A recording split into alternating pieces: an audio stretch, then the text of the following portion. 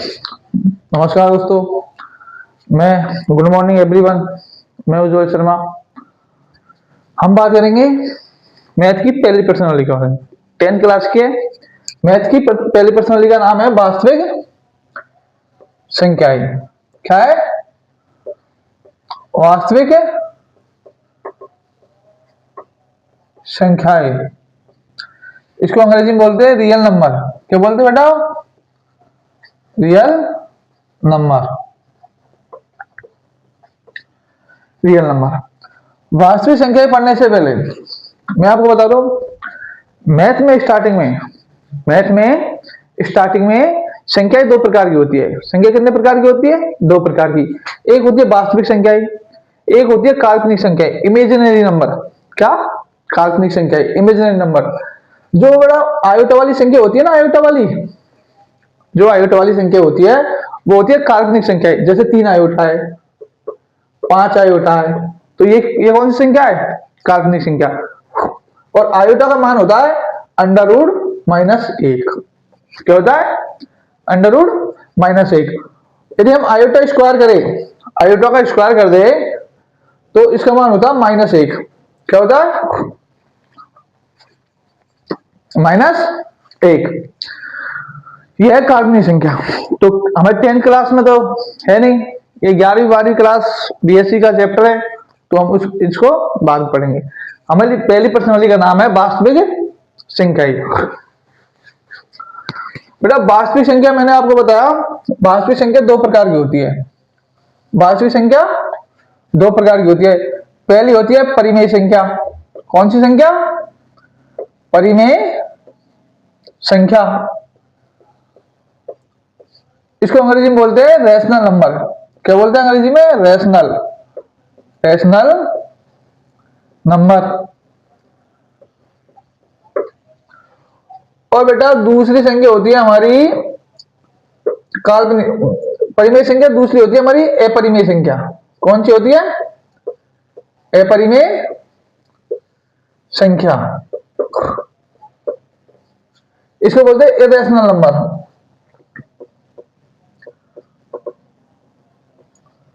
Irrational number. वास्तविक संख्या कितने प्रकार की होती है? दो प्रकार की। एक परिमेय संख्या रैशनल नंबर, दूसरी अपरिमेय संख्या इरेशनल नंबर। बेटा जो ये परिमेय संख्या है ना, परिमेय संख्या, इनमें हम पढ़ेंगे तो परिमेय संख्या भी वैसे दो प्रकार बताए। एक तो शांत परिमेय, एक अशांत परिमेय। शांत परिमेय को अंग्रेजी बोलते हैं क्या? टर्मिनेटिंग रेटिंग, है ना। तो इसमें हम क्या पढ़ेंगे? जैसे पहली संख्या पढ़ेंगे इसमें प्राकृतिक संख्या। क्या पढ़ेंगे? प्राकृतिक संख्या। इसके अंदर एक पढ़ेंगे पूर्ण संख्या,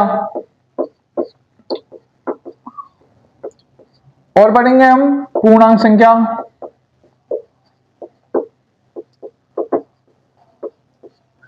उसके बाद पढ़ेंगे हम सम संख्या क्या होती है। इसके बाद पढ़ेंगे हम विषम संख्या क्या होती है, और इसके बाद पढ़ेंगे हम सह अभाज्य संख्या क्या होती है।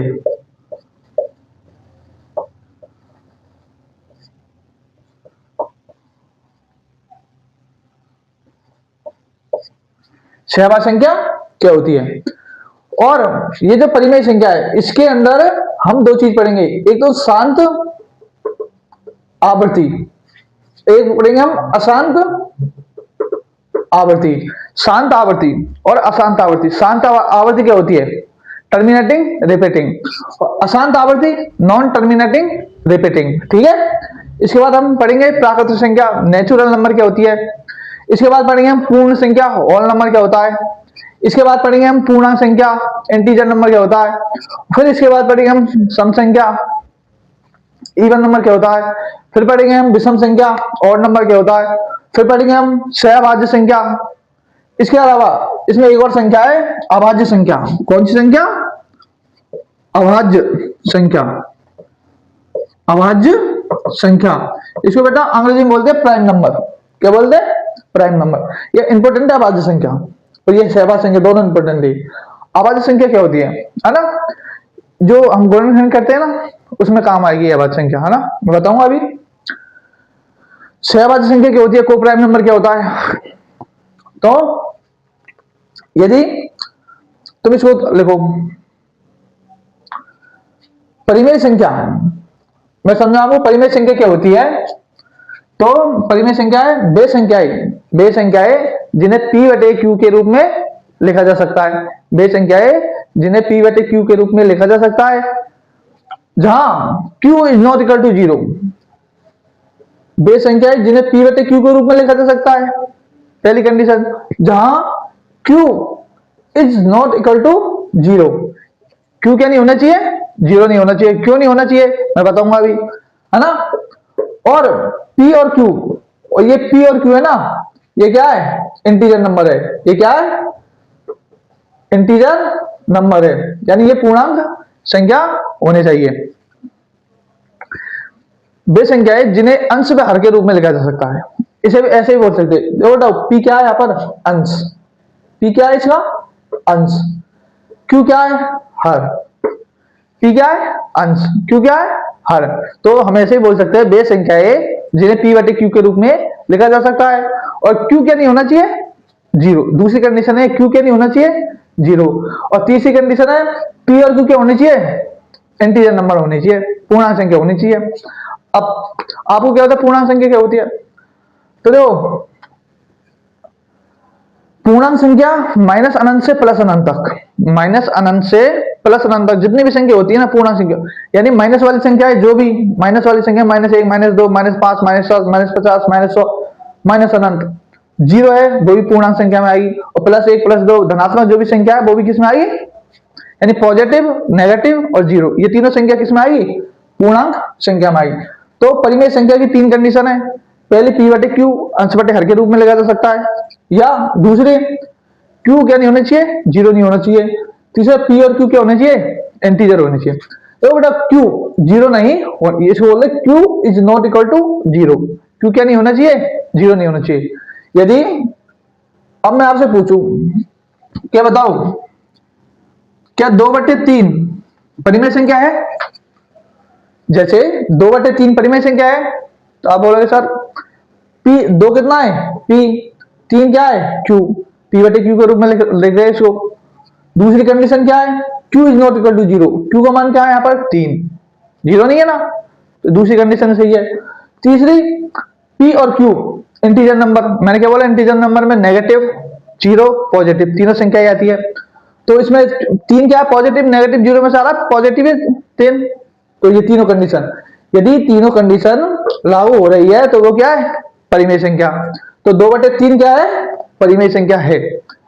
मैं बोलूं आपसे 5, ओनली 5, बताओ क्या ये परिमेय संख्या है, 5। p बटे q के रूप में लिखा जा सकता है इसको, नहीं लिखा जा सकता। अरे लिखा जा सकता है, कैसे लिखा जा सकता है कि 5 के नीचे कुछ नहीं है तो हम 5 के नीचे 1 मान सकते हैं, क्योंकि यदि 1 का भाग 5 में देंगे तो 5 आएगा, कोई दिक्कत नहीं है। तो यहां पर p कितना हो जाएगा, 5, q क्या हो जाएगा, 1। तो क्या q 0 है, नहीं है, q 0 के बराबर नहीं है। और p और q दोनों पॉजिटिव है, तो ये क्या है, परिमेय संख्या है। ठीक है, ये परिमेय संख्या बढ़ा रहे अपन, है ना। तो 5 क्या है, परिमेय संख्या है।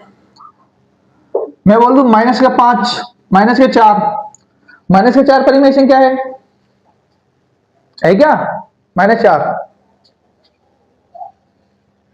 सर इसमें माइनस आ रहा है, बटे में 1 लिख सकते हैं, तो क्या ये है क्या परिमेय संख्या, बताओ।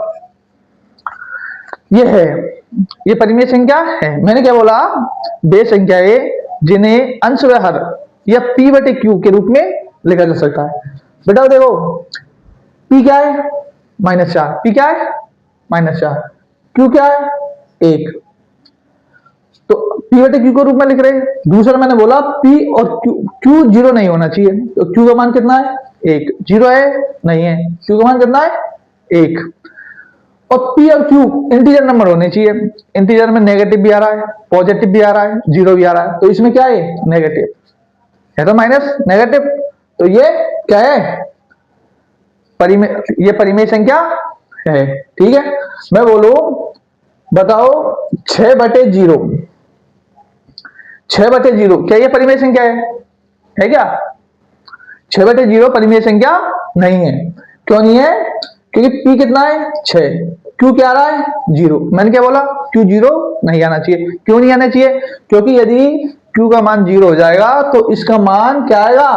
अनंत आएगा, अपरिभाषित आएगा, इंफिनिटी आएगा, अनंत, अपरिभाषित, इंफिनिटी, इसको अंग्रेजी में बोलते हैं। ठीक है, कोई भी संख्या हो, दुनिया की कोई भी संख्या हो, यदि उसमें 0 का भाग दे देंगे तो उत्तर कितना आएगा? अनंत। इसको बोलते हैं अनंत। इसका दूसरा नाम है अपरिभाषित, अपरिभाषित। इसको और इसका अंग्रेजी में बोलते हैं इसको इन्फिनिटी, इन्फिनिटी। ठीक, दुनिया की कोई भी संख्या हो, यदि उसमें हम 0 का भाग दे देंगे, 0 का भाग कोई भी संख्या हो, 1 2 3 4 -5 -10 0/0 कुछ भी हो, यदि नीचे 0 है तो उसका मान कितना आएगा? अनंत। कितना आएगा?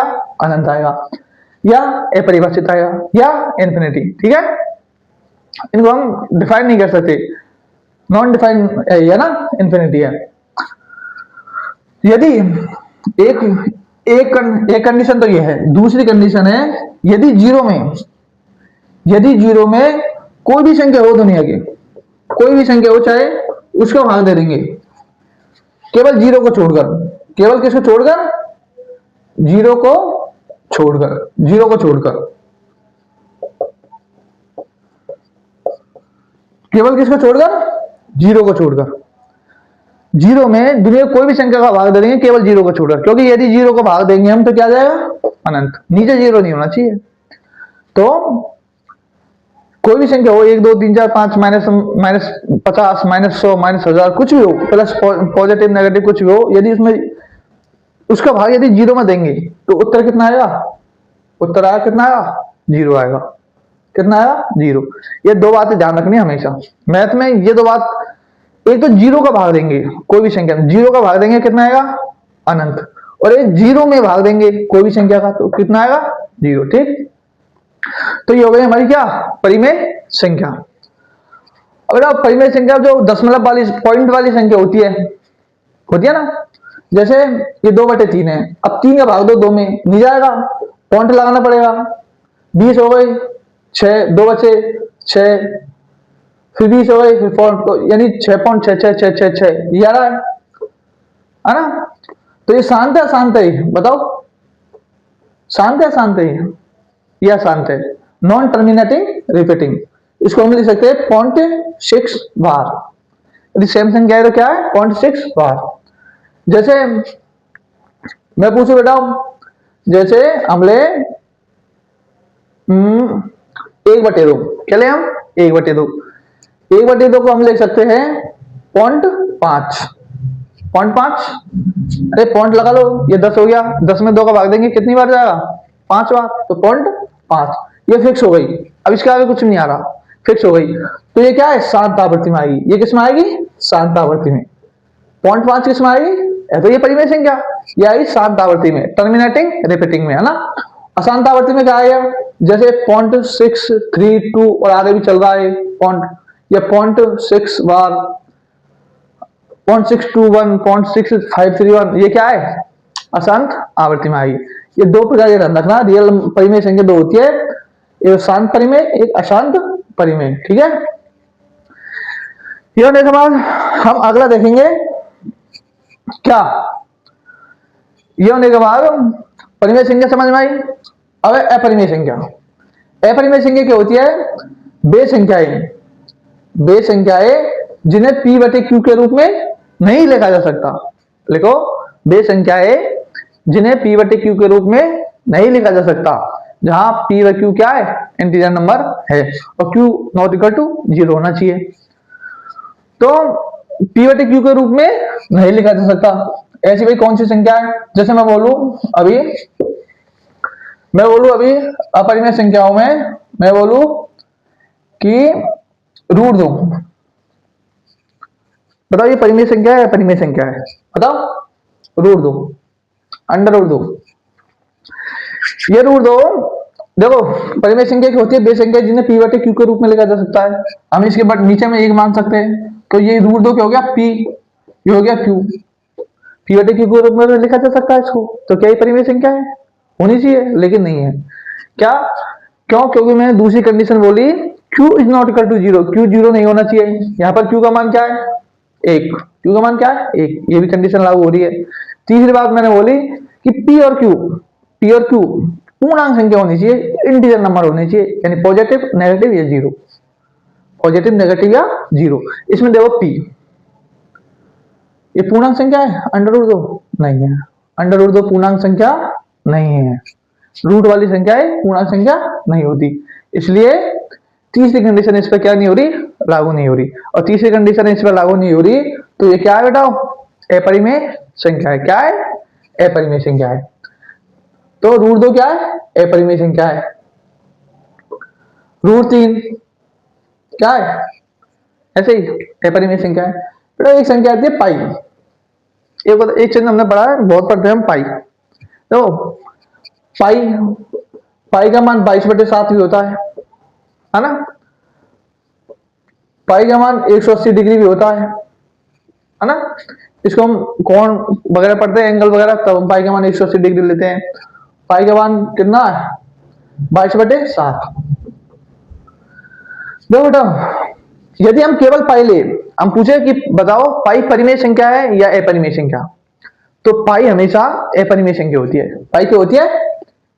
अपरिमेय संख्या।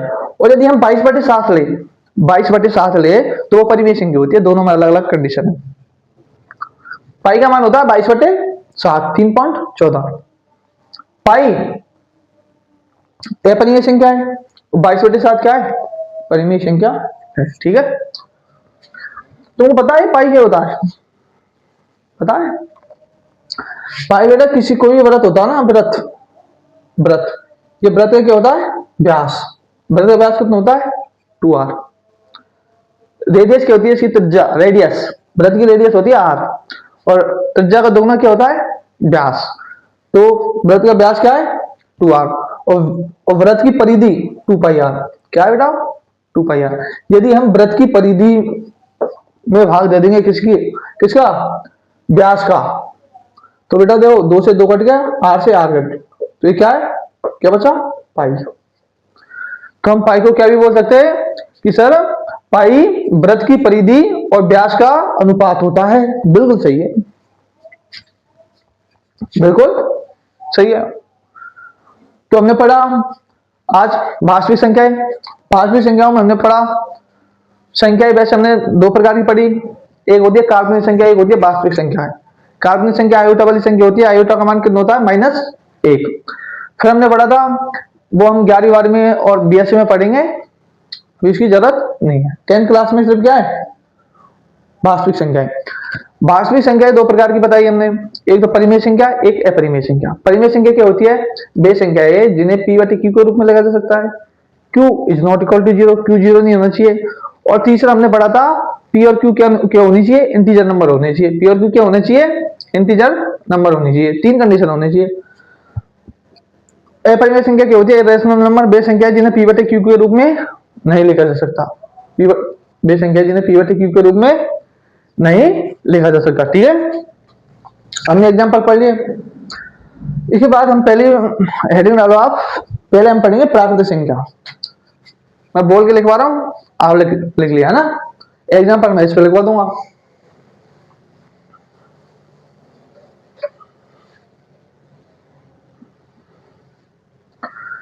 बेटा पहले लिखो प्राकृतिक संख्या, इसको अंग्रेजी में बोलते हैं नेचुरल नंबर। नेचुरल नंबर देखो प्राकृतिक संख्या, वे संख्याएं जो एक से स्टार्ट होकर अनंत तक जाती है। 1 2 3 4 5 10,000 50,000 1,00,000 10,00,000 10 करोड़, वो सब क्या है? प्राकृतिक संख्या है। तो हम कह सकते हैं वे संख्याएं जो एक से स्टार्ट होकर कहां तक जा रही है? 1 2 3 4 5 डॉट डॉट डॉट कहां तक जा रही है? अनंत तक जा रही है, वो क्या है? प्राकृतिक संख्या है। हम इसको ऐसे भी लिख सकते हैं, छोटे कोष्टक में एक से स्टार्ट होकर कहां तक जा रही है, अनंत तक। ये क्या है, प्राकृतिक संख्या, नेचुरल नंबर।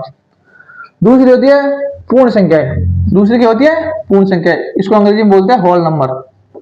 क्या बोलते हैं, होल नंबर।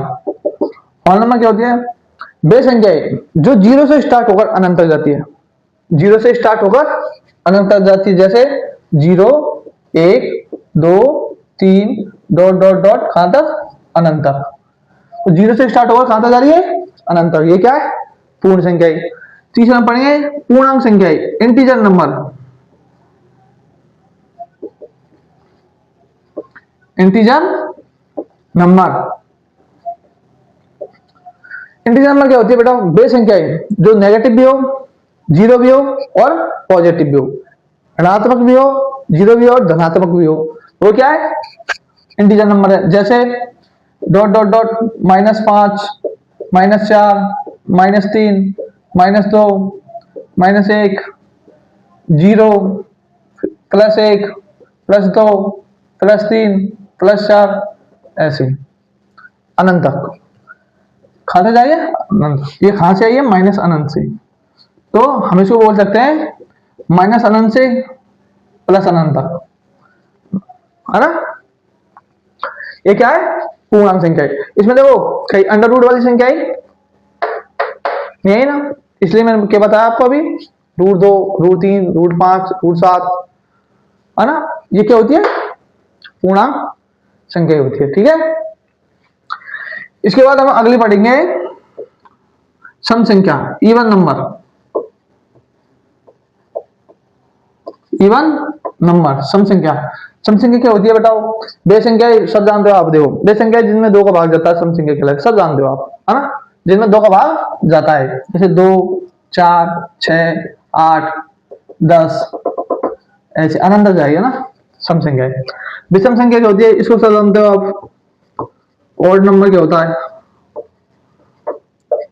वे संख्या जिनमें 2 का भाग नहीं जाता है, 2 का भाग नहीं जाता है, जैसे 1 3 5 7। ये क्या है, विषम संख्या, आगे से चलती रहेगी। इसके बाद हम देखेंगे अगली हम अभाज्य संख्याएं।